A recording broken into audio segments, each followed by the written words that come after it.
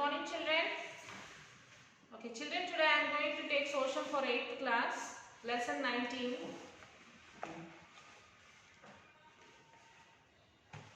Social and religious reform movement.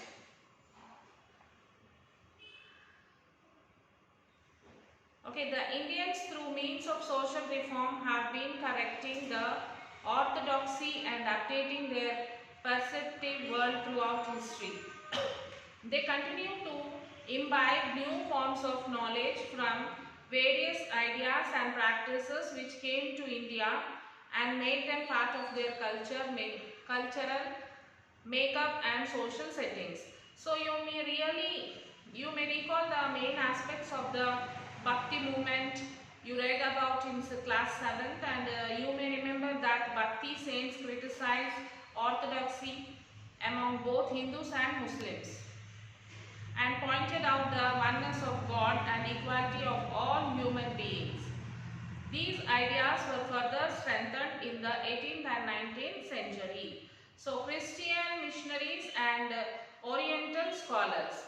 Many Christian missionaries came to India along with the European companies to preach Christianity in India. So many Christian missionaries, they have come to India to preach the Christianity among the Indians. They severely criticized the existing religious practice and beliefs and tried to persuade people to adopt Christianity. So they tried to criticize the present religion and they wanted to adopt the people to the Christianity. At the same time, they also established many educational institutions, hospitals and charity services to serve the poor and needy. And at the same time, they have established so many schools, so many hospitals and many things like hospitals and charity services to save the poor people. So this helped in spreading many new ideas among the people. Soon a lively debate ensued between the missionaries and the leaders of the Hinduism and Islam, as each tried to defend their own religious ideas. So when these Christians came to India and they spread all these things, so very soon what happened, there is a debate ensued between the missionaries, Hindus and the Islam. All were trying to all religious, they wanted to defend their own religion.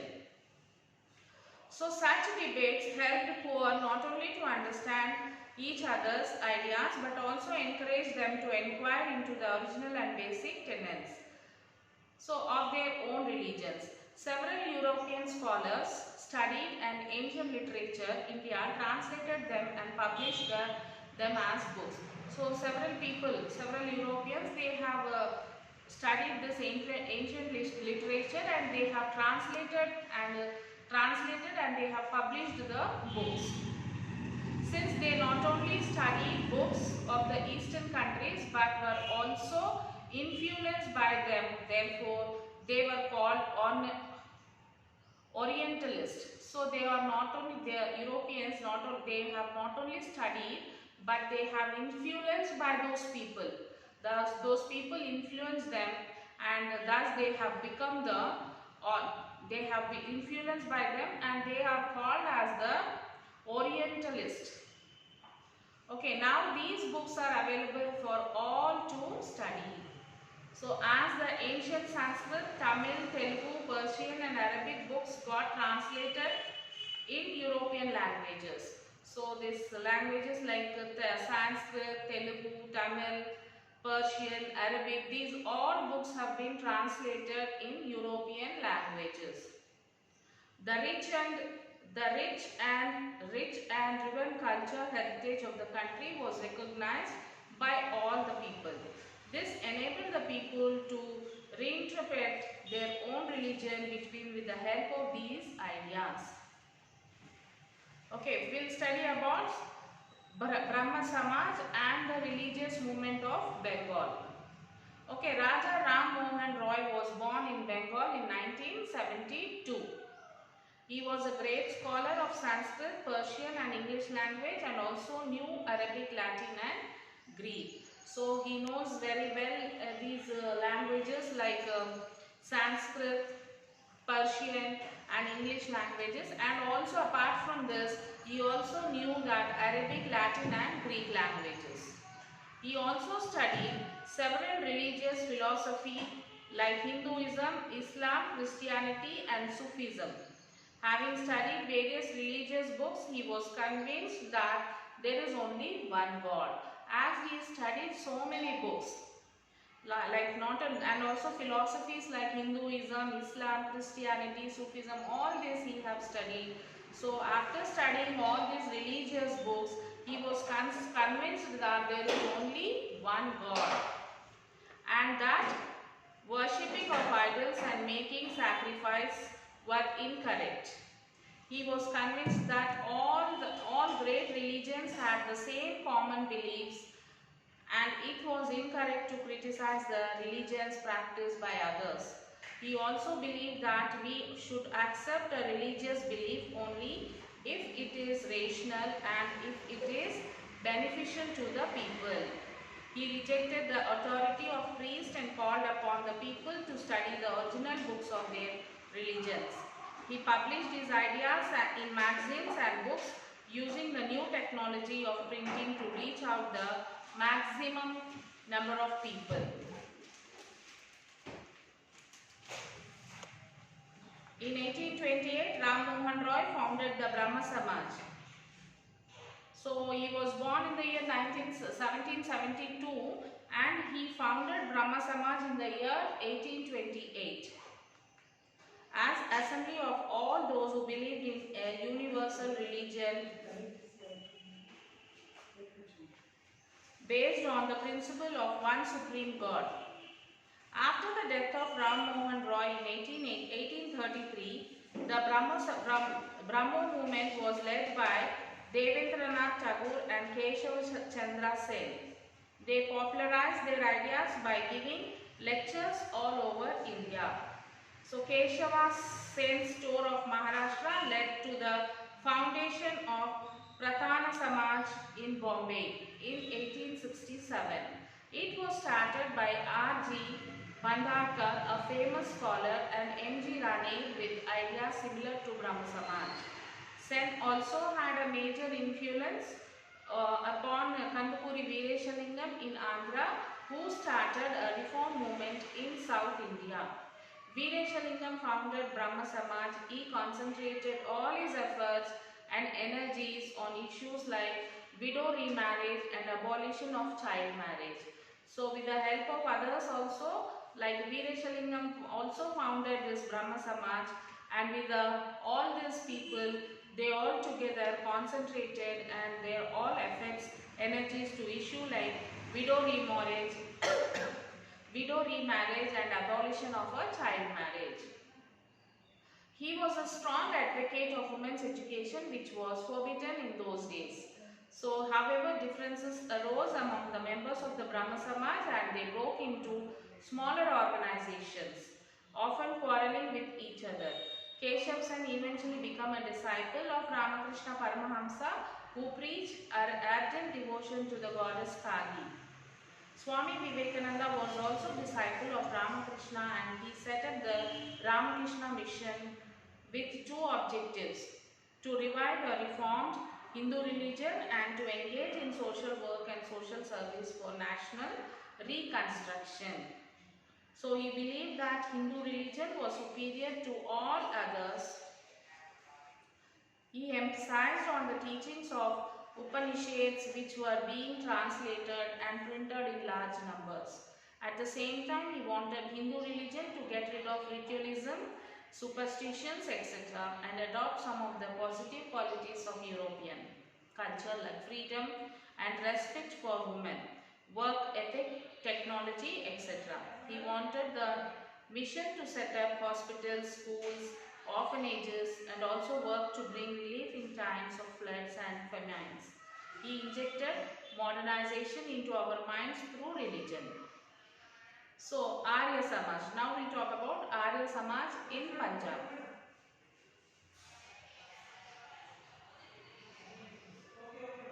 Swami Dayananda Saraswati 1924 to 1824 to 1883 was a social reformer who rejected the orthodox ritualistic Hinduism and became a wandering sannyasi.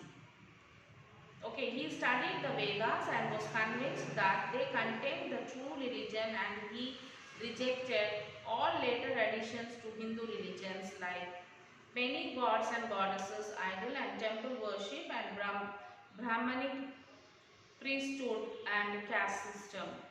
He advocated worship of one supreme god through simple rituals and recitations of Vedic mantras.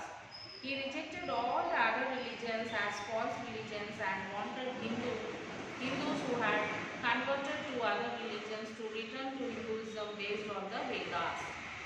He set up Arya Samaj in 1875 to preach his ideas and also wrote a book Satyavarta Prakash, which was printed in large numbers and read widely by the educated class.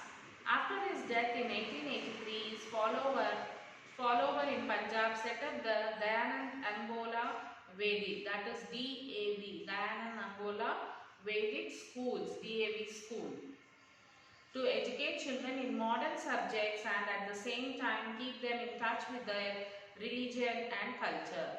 So some years later, there were differences within the Arya Samaj movement.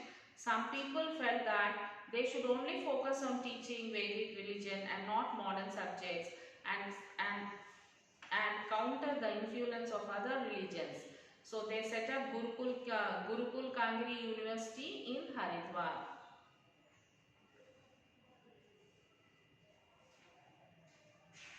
So many people believe that this modern subject should not be taught in the schools, and they wanted to preach the children like the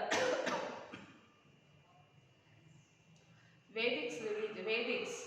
So they wanted to teach Vedics in the schools also. So this person, he has started a school in Punjab, that is DAV. DAV means Dayanand Anglo Vedic. Dayanand Anglo Vedic School. Have you heard about the school? DAV school? Yes. Next, reform and education among Muslims. Reform and education among the Muslims. Just as the reformist Hindus had a struggle against the orthodox practices, so too reformist Muslims had to struggle against their orthodox religious practice. The suppression of the revolt of 1857 had created a lot of bitterness between Muslims and British. Most Malvis were opposed to English education as they felt that the teaching of modern science and philosophy were contrary to Islamic tenets. So, however, many Muslims like Sir Syed Ahmad Khan 1817 to 1898 were convinced that the bitterness between Muslims and the British must end. So, they believed that in order to progress, Muslims should participate in government and get larger share in government jobs. This was possible only through modern education. Sir Syed tried to modernize Muslim community and propagate his ideas through his writings in journals. So Sir Syed started the Aligarh movement for the spread of the modern education and social reforms among the Muslim people. So Sir Syed has started this Aligarh movement so that the people should be educated and the social reforms among the Muslim people. He was in favor of women's education and the abolition of parda. So he was in favor of the women education and he wanted to remove this parda system. Abolition of parda. He wanted to interpret Islam and bridge the gap between religion, modern science and philosophy. In 1864, Sir Syed promoted a scientific society which translated many scientific works into Urdu and published them. So his greatest achievement was the establishment of the Mohammedan Anglo Oriental, that is MAO, College at Aligarh in 1875. It sought to teach English and science but in an Islamic atmosphere. In course of time, this became the most important educational institution for Indian Muslims. University, you may notice both the DAV and MAO institutions through teaching their respective religions, updated their respective communities in knowledge suitable to the changed needs. The next one is the social reforms and women. Nowadays, most girls from middle class families go to school and often study along with boys. So nowadays we can see most middle class girls are going to schools and they are studying with among the boys. On growing up, many of them go to college and universities and take up jobs. After growing up, they go to colleges, they go to universities and they are taking up government jobs also. Women are free to pursue different kinds of careers just like men. So women are pursuing different kinds of jobs. They are doing all sorts of jobs which men are doing. They can travel to distant places and take up work. According to law, if they are adults, they can marry anyone they like from any caste and community. According to the law, if they are adults, they have the right to marry anyone, whoever they like, whichever caste they might be and whichever community, or not marry at all, and widows can remarry too. All women, like all men, can vote and stand for elections and take part in public life. So even though women still face discrimination, they can fight against it and assert their rights. 200 years ago, things were very different. Most were married off at an early age of 5 or 6 years. So 2000 years ago, things were very different. Most children were married at very early age, like the age of 5 or 6 years. So both Hindu and Muslim, men could marry more than one woman. Both Hindus and Muslims, they can marry more than one woman. In some parts of the country, upper caste women were burnt. So in some caste of the country, in some of the other castes, some parts of the country, upper caste women were burnt. They were burnt along with the bodies of their died husbands. So in some parts of the country, the upper caste women, if the husband is died, the woman also will be burned along with the husband's dead body. This was called as sati. This was called as sati. Sati means what, children? It means that if husband dies, wife also will be burned along with the husband's body. This is called as sati. The life of a widow who did not commit sati was one of the hardship and ill treatment, because people felt that such women were inauspicious and unprotected. If by mistake any woman, if her husband is died and she is not burned, so they ill treat that type of woman. They ill treat them and there is no protection for such women. They had to wear white saris and shave off their heads and not take part in any auspicious activities. And that widows whose husband died, they should wear white sari and they should remove their hairs.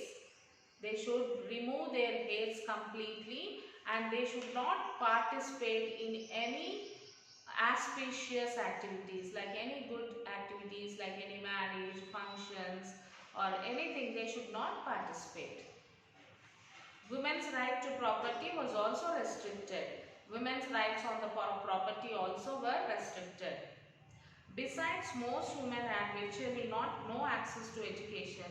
In many parts of the country, people believed that if a woman was educated, she would not be stayed under the control of her husband or in-laws. So, women were also not given a proper education. Why? Because they think that if woman is educated, they won't listen to her husband. They won't be in husband's hands or in in-laws. That is the reason why they does not allow women for education. So this was a thing, this was a thought of that people, that if their women are educated, they will not listen to husbands. That's the reason why they won't send them for higher education. They won't send women for education. However, this was not the same for all the communities. Such a treatment was more common in upper caste and powerful communities as compared to tribal societies and laboring communities. So, next you have to read the lesson, children. Till where I have explained. Read the lesson and try to write the question answers which is given at the back of the lesson. You can write like, do you agree with the following statement? Western education and Christian missionaries influenced the social and religious reform movement in India. Why?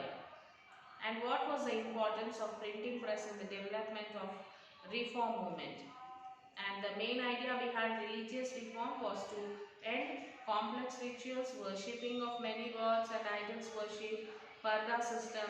Do you think people have accepted these reforms? Explain. So these three questions you will have to write the answers for these three questions, children, in your classwork book, and read the lesson.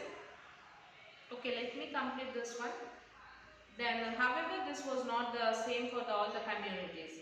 Reforms like Ram Mohan Roy wrote about the way women were forced to bear the burden of domestic work, confined to the home and kitchen, and not allowed to move out and get educated.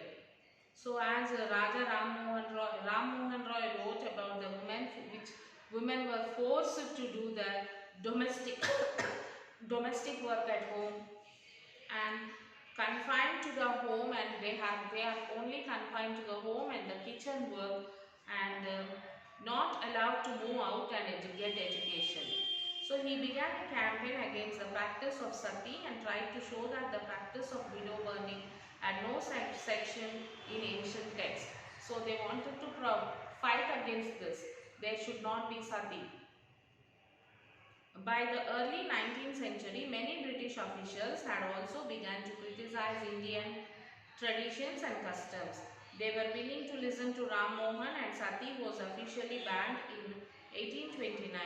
Another Bengali reformer, Ishwar Chandra Vidyasagar, fought for remarriage of widows, especially child widows. And then what happened? They were willing to listen to Ram Mohan, and sati was officially banned.